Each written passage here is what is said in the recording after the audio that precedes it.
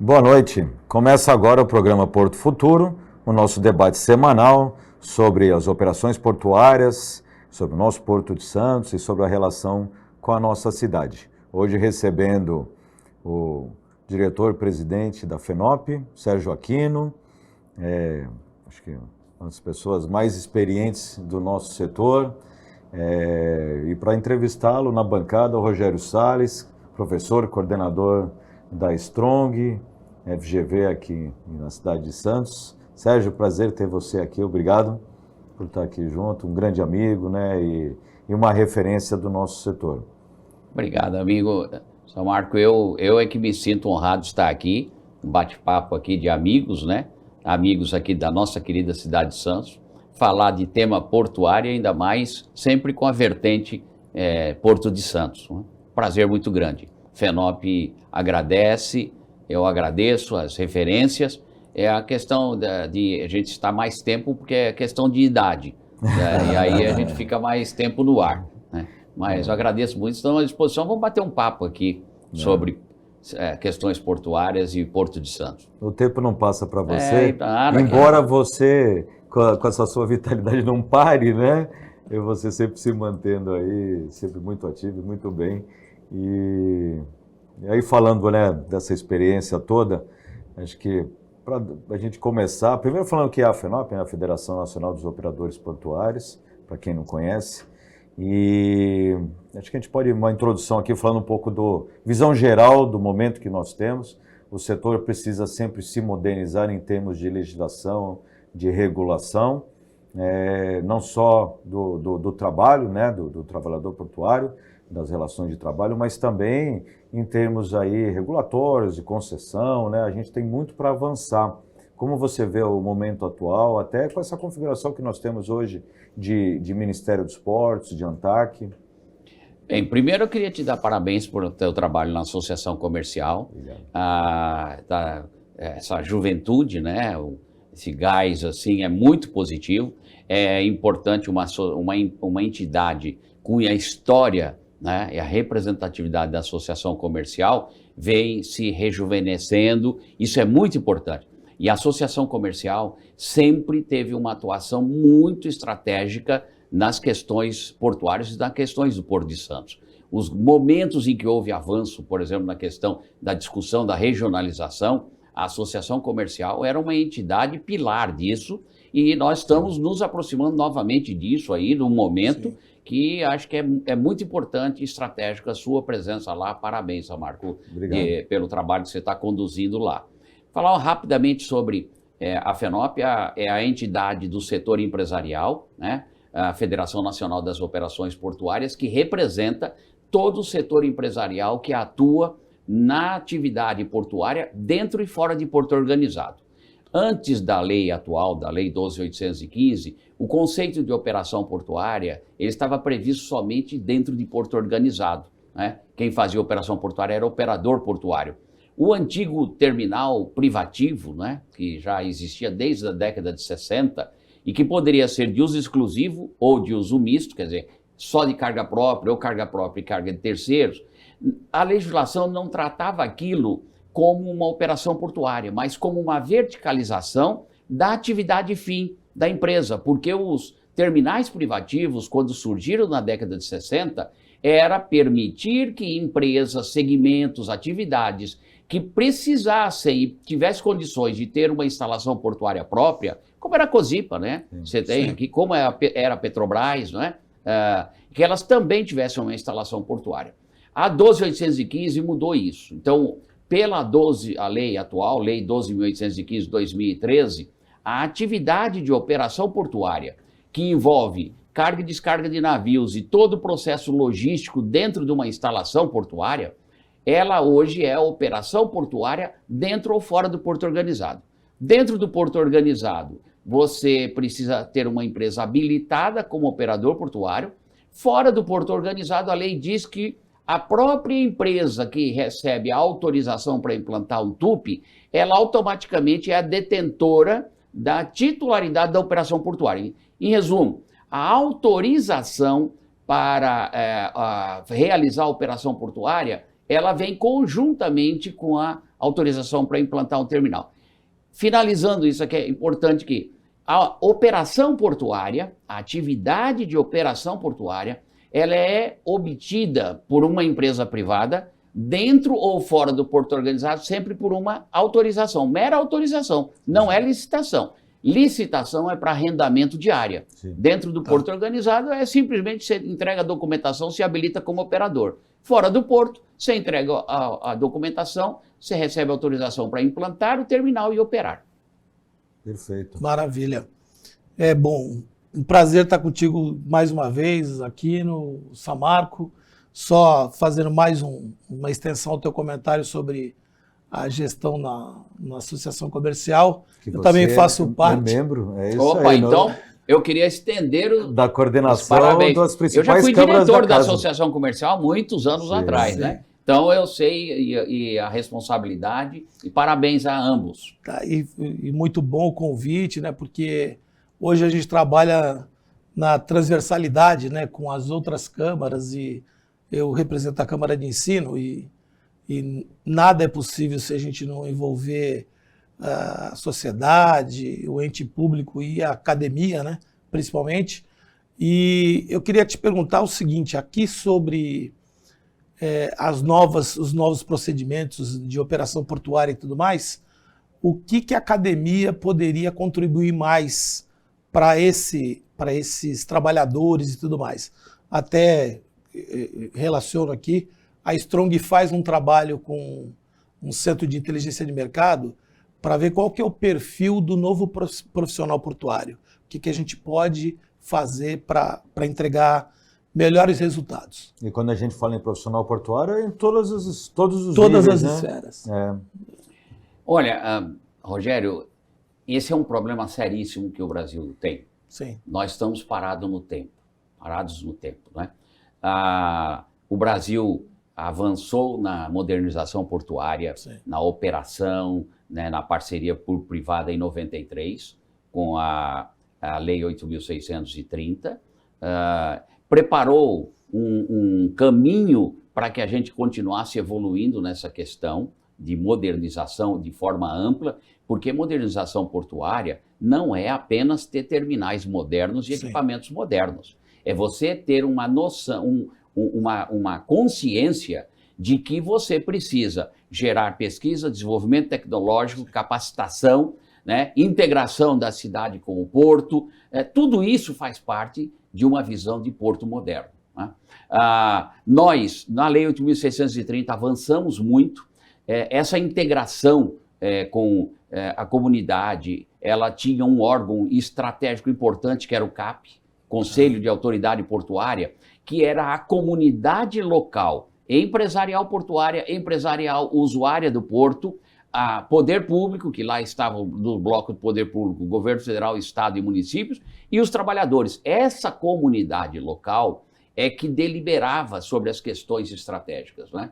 Então, nós estávamos avançando nisso quando veio a Lei 12.815, a título de resolver a questão da carga própria, aquela disputa de carga, sim, dos TUPs, criou um baita, resolveu aquilo lá, mas criou um retrocesso para dentro do porto.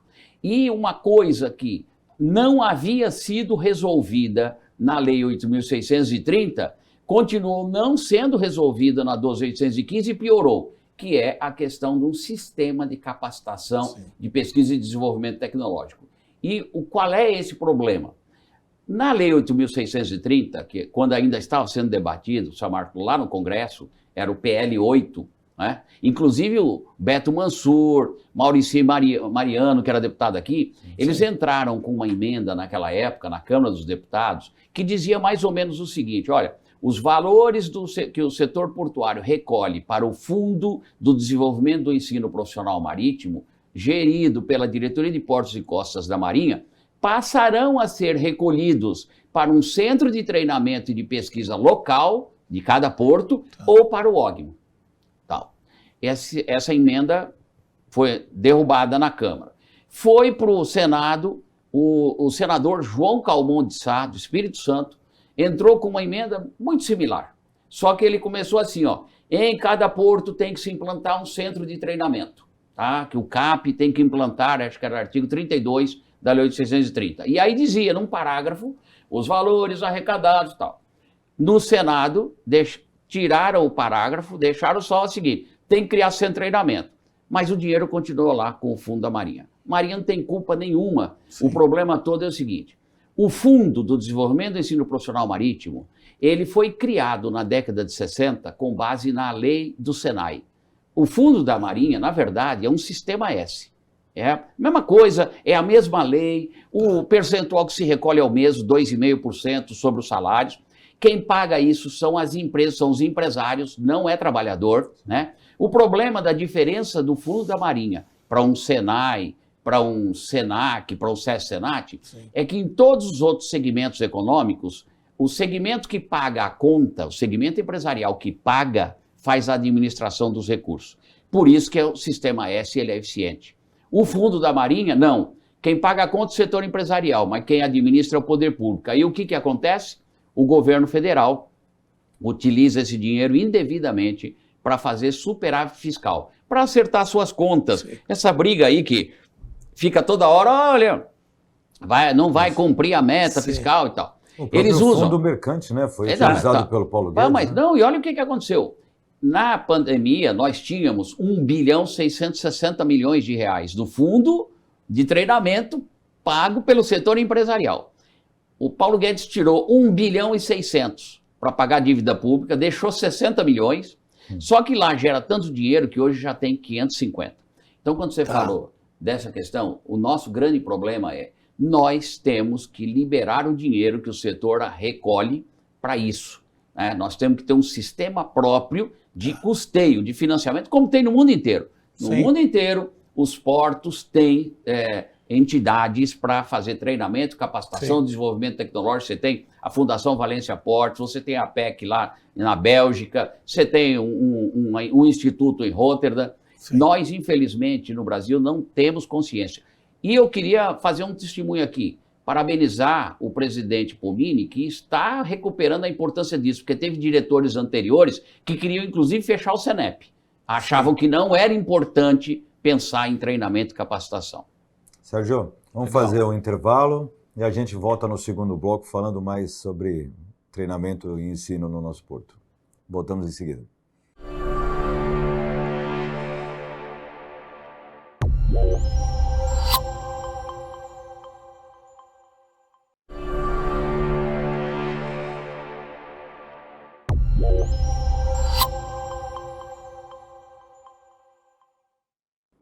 Voltamos com o segundo bloco do programa Porto Futuro, hoje recebendo o Sérgio Aquino, presidente da FENOP, a Federação Nacional dos Operadores Portuários. No bloco anterior falávamos então sobre ensino, sobre treinamento, você participa dessas missões internacionais, Porto de Valência, Roterdã, você agora teve essa missão de Singapura. A gente vê nesses grandes portos que eles têm os centros de treinamento com equipamentos, né? Além do lógico do ensino teórico. O que você acha que a gente poderia, dentro da nossa realidade, trabalhar para implantar aqui no nosso país?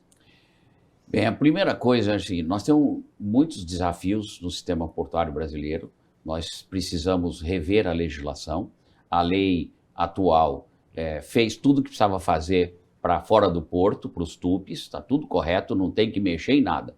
Mas para dentro do porto, retrocesso, andou para trás, engessou, centralizou. Não há nenhum país do mundo com dimensões continentais, como é o Brasil, que tem uma administração portuária toda centralizada no governo central. Não existe, isso é um atraso. né? Então nós precisamos recuperar descentralização, profissionalização, a recuperação da estrutura do CAP e a poder deliberativo do CAP, e precisamos valorizar capacitação, pesquisa, desenvolvimento tecnológico. Agora, para isso acontecer, a comunidade local tem que se posicionar. Eu uma vez ouvi de um professor num curso no exterior, o seguinte, olha, vamos falar de modelos portuários.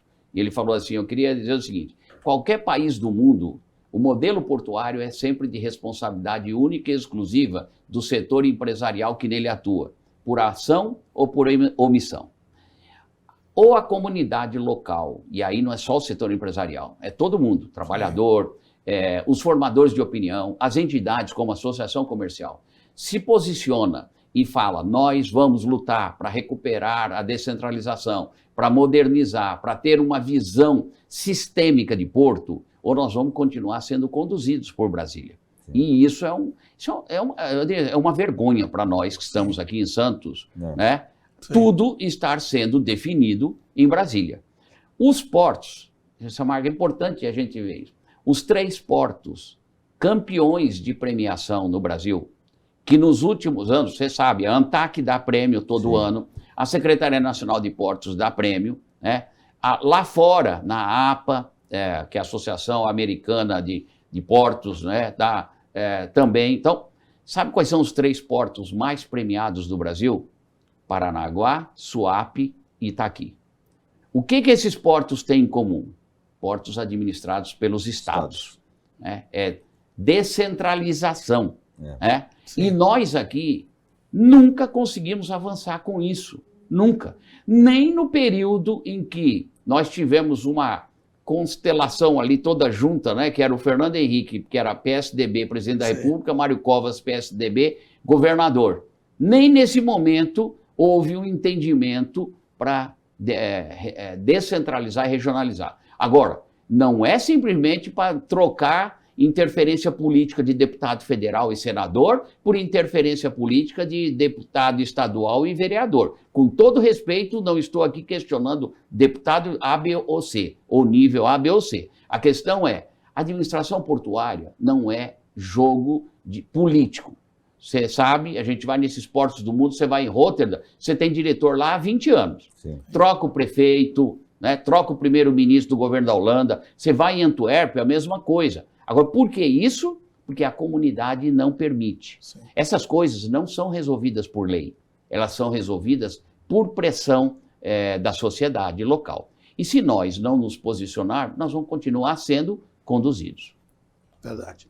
Bom, você citou um tema importante que é a escola, o ensino de excelência, o CENEP, e recentemente nós tivemos o primeiro congresso CENIT, né, que é Integra Portos, que foi até coordenado pelo Renato Márcio, que é professor lá na casa, e muito importante que a gente teve portos aí que você citou, Itaqui e outros portos, a gente está sabendo da realidade que cada um está tendo.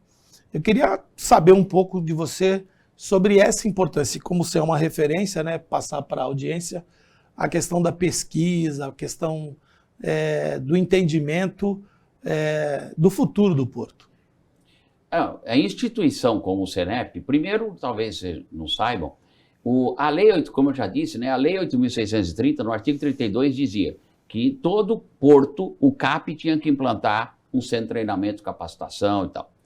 E ninguém conseguia avançar com isso. Nós, aqui em 2006, né, nós conseguimos, com uma parceria da Prefeitura de Santos com o CAP, implantar o centro de treinamento. E precisava de uma personalidade jurídica para implantar. Implantamos como uma fundação pública de direito privado, né? E a duras penas isso foi implantado. Você já era o secretário? Foi quando eu era secretário, depois eu assumi a presidência do CAP, e naquele momento nós conseguimos montar uma estrutura e aproveitar tudo que a legislação permite para você botar aquilo em pé. Tem coisas que estão disponíveis, mas que hoje parece que não existem. Dá um exemplo, o CENEP, quando nós conseguimos criar a personalidade jurídica, criar tudo, mas a gente precisava criar infraestrutura, né? O BNDES, quando ele faz um financiamento de infraestrutura, No contrato do BNDES tem lá, eu não sei qual é o percentual hoje, mas na época, olha, a empresa tem que aplicar 1% do valor do financiamento em programas sociais.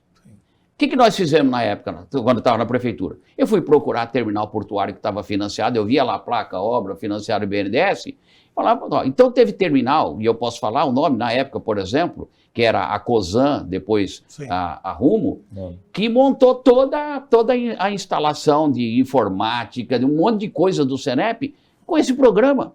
Outra coisa que os portos no mundo fazem é o seguinte, você, para ter sem treinamento, você precisa ter equipamentos. Você precisa ter área, né?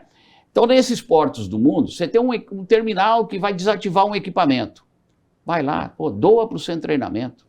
Você vai lá em Antuérpia, existe um terminal portuário para treinamento. Você entra, você pensa que é um terminal. Tem container, tem tudo. O que são aqueles containers? Containers que foram apreendidos, abandonados, que a autoridade aduaneira pegou, doa para o seu treinamento. Ah, tem um equipamento lá que tá. Aqui em Santos, nós tivemos 7 portainers cortados e vendidos como ferro velho, como sucata.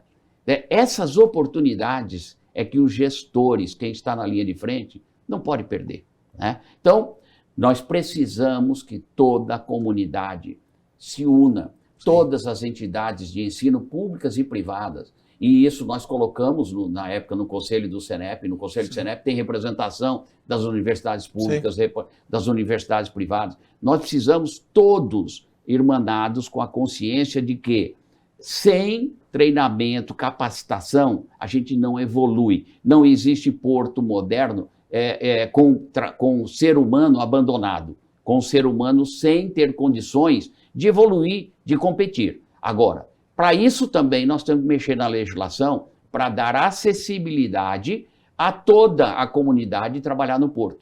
A nossa legislação hoje ela é uma legislação restritiva. Por exemplo, você tem a exclusividade na contratação. A empresa quer contratar, por exemplo, um operador de empilhadeira, ela só pode contratar dentre os trabalhadores que têm inscrição no OGMO, né? Não, olha, a OIT 137, a Convenção da Organização Internacional do Trabalho 137, que o Brasil é signatário, que o Brasil assinou isso em 1973, diz que quando você vai contratar, você dá prioridade para quem está no sistema. Se não conseguiu aproveitar, você contrata no mercado. Então, hoje, a legislação brasileira, ela não tem um programa para treinamento e capacitação viável, porque o dinheiro, o setor empresarial paga, fica com o governo. Ela impede um plano de carreira dentro do setor portuário, não existe. Tá? A gente, como você disse, Samarco, o setor portuário não é só trabalho portuário operacional. O levantamento da FENOP, hoje nós temos, em números redondos, 91 mil postos de trabalho no sistema portuário brasileiro. Desses 91, apenas 13.500 são trabalhadores operacionais que estão nessa redoma de impedimento. Mas, na verdade, esse é o pessoal que está na linha de frente. Sim. É um operador de equipamento, de portainer, é um trabalhador braçal de capatazia, de estiva, com frente de carga. E esse pessoal tem uma reserva de mercado que impede a progressão, a evolução de carreira. E isso dificulta aí, nós temos os nossos filhos, nossos netos saindo de Santos para ir trabalhar em outro lugar, porque a legislação impede que eles consigam desenvolver uma carreira profissional adequada dentro do sistema portuário. Agora nesse TAC que foi assinado, voltando aqui à relação Porto-Cidade, né, o TAC foi assinado do Porto Valongo, o Armazém 7, que eu acho que ainda está sobre a jurisdição do Porto, ficou acordado ali, estabelecido em contrato que ele tem que ser para treinamento portuário, né? Então eu acho que a discussão, o que a gente pode fazer, se isso vai envolver tecnologia, se vai estar junto o parque tecnológico, né? O que a gente pode atuar junto para isso? Em 2010, 2009, 2010, quando nós estávamos na prefeitura, nós assinamos o convênio com as universidades, entregando o Armazém 7 para a USP, inclusive que seria a base do navio oceanográfico, e o Armazém 8 seria para as outras universidades. Isso foi assinado lá atrás. Infelizmente, ficou parado, né? É importante que esteja se retomando esse programa de recuperação aqui dessa região dos armazéns, porque o Centro Histórico de Santos não será recuperado enquanto não se resolver essa área, vamos dizer assim, contaminada de abandono, que é essa franja portuária do centro, né? Isso não é algo que acontece apenas em Santos. No mundo inteiro foi assim. Ou você recupera e dá um tratamento urbanístico adequado para que a população, inclusive, tenha acesso a isso, ou você não recupera o centro.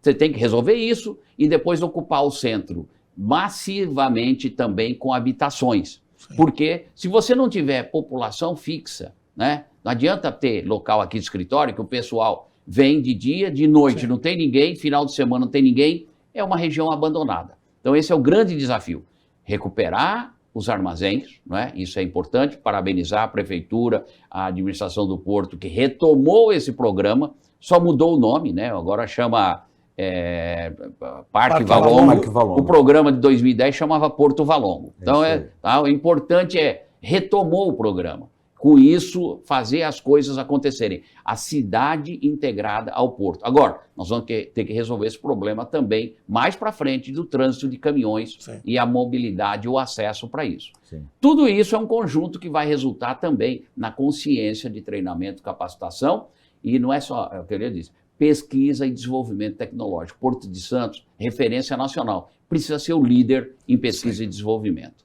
Legal. Sérgio, a gente vai fazer mais um intervalo e retorna após o terceiro bloco para a gente continuar aqui com o nosso bate-papo sobre educação, ensino e avanço da nossa cidade. Até mais.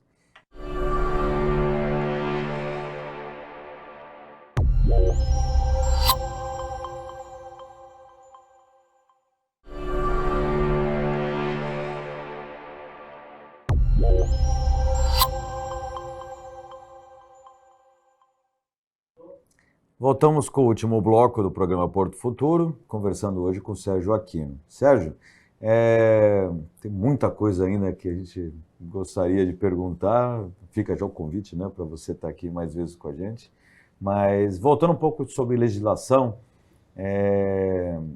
acho que tem dois projetos de lei em discussão, lógico, um mais avançado por causa da urgência, da necessidade, teve agora a prorrogação do reporto, mas isso, a gente agora precisa discutir realmente para ele se tornar um programa definitivo, né?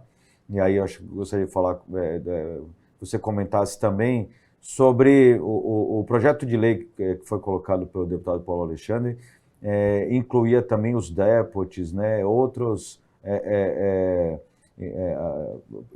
atores importantes, né, do segmento que precisam também fazer seus investimentos, né, porque isso impacta toda a cadeia.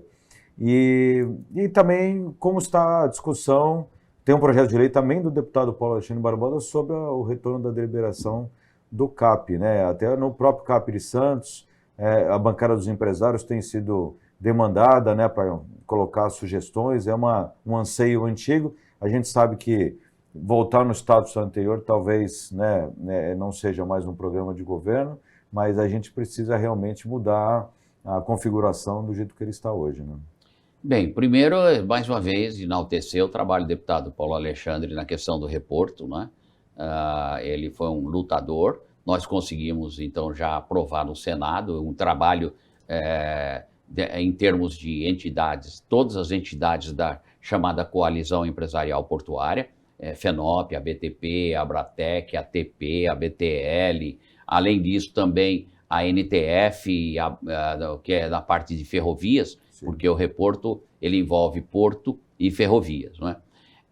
Essa questão de ampliar os benefícios, ela tem uma objeção muito grande da Receita Federal, porque eles posicionam que esse regime ele deve ser aplicado onde há controle, onde seja a área alfandegada. Uhum. Né? Então, um terminal portuário alfandegado que usa para isso, aqueles terminal tractors, aquele caminhão que tem, por exemplo, meia cabine, né, que sim, movimenta container, aquele caminhão ele só pode circular dentro do porto. Se você levá-lo para sair com ele para a rua, do lado de fora ali, né, do terminal, ele está praticando uma ilegalidade e a Receita Federal vai multar. E aí é isso que a Receita Federal fala, olha, o deputy não é alfandegado. O Redex, ferrovia também não, Redex não é alfandegado. Mas é que a ferrovia ela tem determinados controles em termos de tráfego, essas coisas, né? Então, a gente não estamos aqui dizendo que somos contra, nossa preocupação é, se você às vezes trazer... A Receita já tem uma tendência a ser contra qualquer incentivo fiscal. Se você dá mais motivo ainda, lembram que o reporto, quando nós conseguimos aprovar a prorrogação dele por 2 anos, que vai vencer agora dia 31 de dezembro, a Receita Federal recomendou e o Bolsonaro vetou, que a Receita Federal foi contra. Nós aprovamos na marra, né? Agora nós conseguimos o apoio, inclusive, da Receita Federal, mas com essa linha, não vamos ampliar para nada, porque nós queremos estar em área alfandegada. Nós precisamos, quando você falou de CAP, nós defendemos a recuperação de 2 questões do CAP. Primeiro, recuperar a estrutura do CAP. Você pode até rever alguns componentes, mas a estrutura do CAP anterior eram 4 blocos. Um bloco do poder público, onde estavam uma cadeira do governo federal, governo do estado e governo municipal. O outro bloco, setor empresarial portuário, quer dizer, setor empresarial que investe no porto. O outro bloco era setor empresarial usuário do sistema portuário. Então lá você tinha importadores, exportadores. Os terminais retroportuários, por exemplo, estavam no bloco de usuário. O terminal retroportuário é usuário. Tá? E o outro bloco era o bloco dos trabalhadores. O modelo portuário anterior, cada bloco tinha um voto. Não importa quantos membros eles tinham, cada bloco tinha um voto, né? Então você tinha a comunidade local, né? Ela, em resumo, ela poderia ter controle de todos os blocos. Porque no poder público, você tendo governo federal, estado e município em geral se juntam. E aí tem a maioria desse bloco. O modelo que tem hoje na legislação, o governo federal, o poder público tem controle absoluto do CAP, porque eles mexeram, não é mais por bloco, é por vaga, né? Então eles têm isso. Além de, então tem que mexer, recuperar a estrutura e recuperar o poder deliberativo. A gente defende recuperar, sim, não necessariamente para tudo.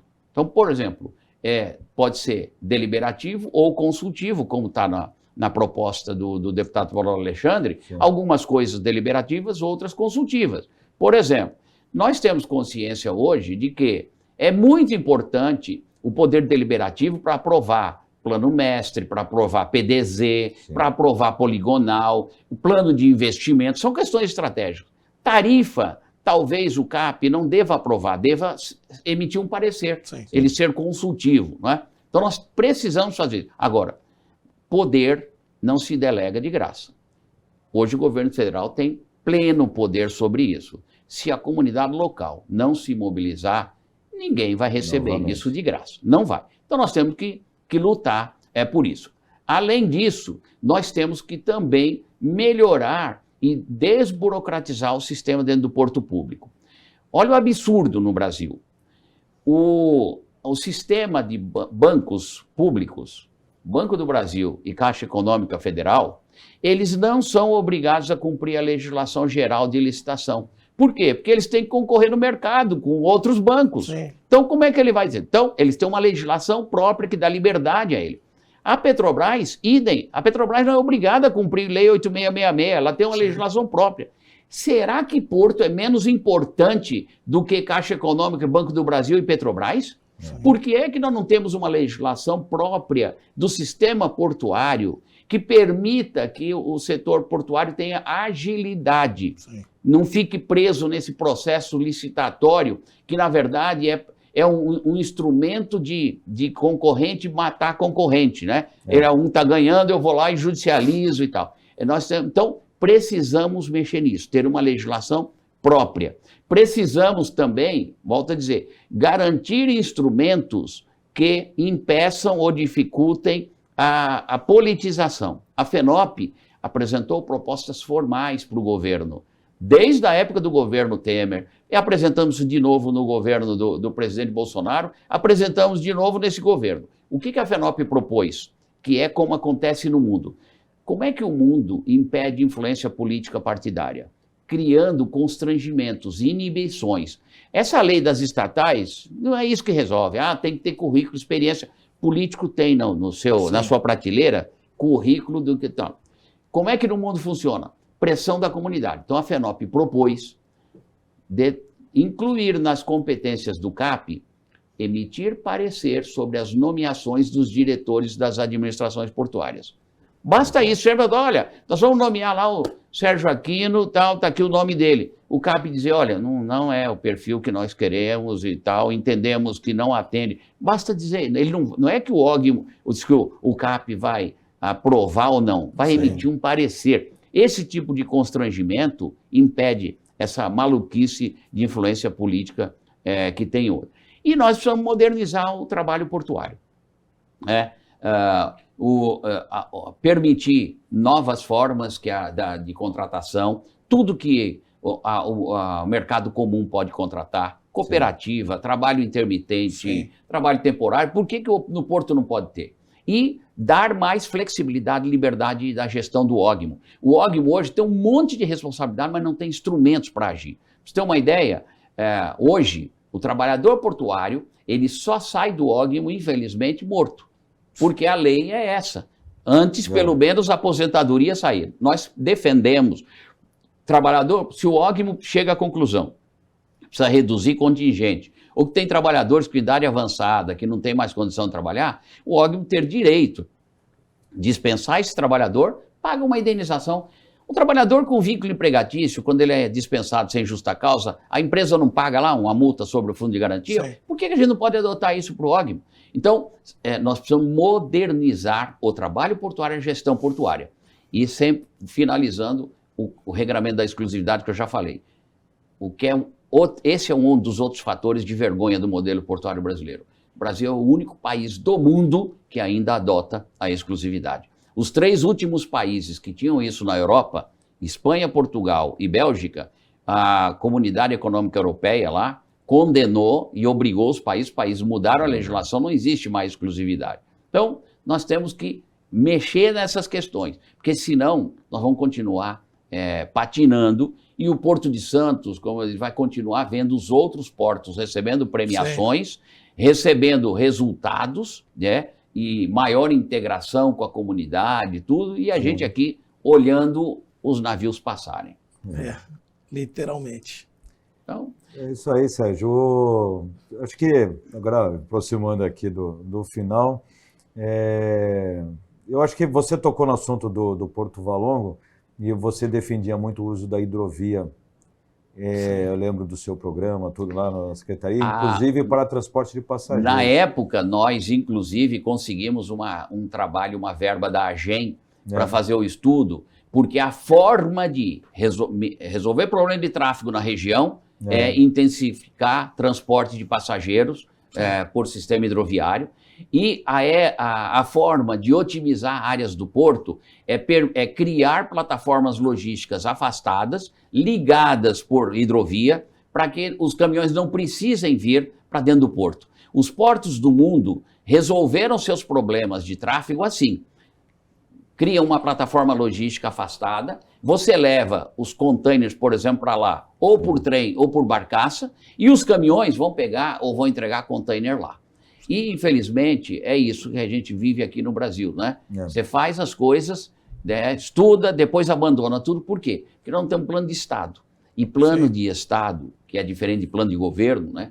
Porque no Brasil, assim, cada governo que entra para tudo que o outro está fazendo, para, no mínimo, daqui a pouco lançar com outro nome, né? Então, assim, plano de Estado é algo que é da sociedade. E esse plano de Estado só existe se você tem a comunidade pressionando e apertando. A comunidade, assim, mudou o governante, aí parou lá o negócio, a comunidade vai para cima. Peraí, por que parou aquilo? A fiscalização, o controle, né? Exatamente. As coisas acontecem em qualquer esfera, em qualquer país do mundo, por pressão da sociedade. O Espírito Santo que é o benefício. disso, né? trabalho que foi feito no Espírito Santo pelos empresários, o que recuperou o Estado. Né? Exatamente. Tá? Então nós temos que agir, temos que ocupar os espaços, não deixar espaço vazio e temos que ter a consciência coletiva, não pensar só no umbigo, porque infelizmente isso é um pouco da cultura brasileira, né? De pensar no umbigo e atrapalhar o outro que está crescendo. O grande beneficiado é o próprio, que a gente fala muito da relação porto-cidade, que é o cidadão, né, cobrando aquilo que é o certo. Mas tem que ter vontade. É isso aí. Infelizmente chegamos no final do nosso programa. Você falou muito em se organizar, a sociedade fazer pressão, e a gente tem, né, lá na associação essa mesma linha de pensamento.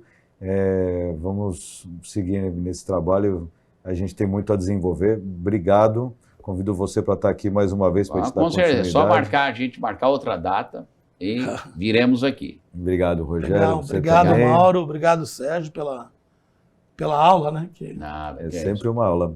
Obrigado, Mauro. Agradeço como profissional portuário, né? Esse ano fiz 50 anos de Porto, 23 de fevereiro de 73, pisei a primeira vez aí. Obrigado, e como FENOP também, a gente se sente muito honrado de estar aqui. A Associação Comercial, conte conosco também. Também a Strong também. Obrigado. Bom. Obrigado. Esse foi o Porto Futuro de hoje. Voltamos na próxima segunda-feira, sempre após o programa Roda Viva. Boa noite.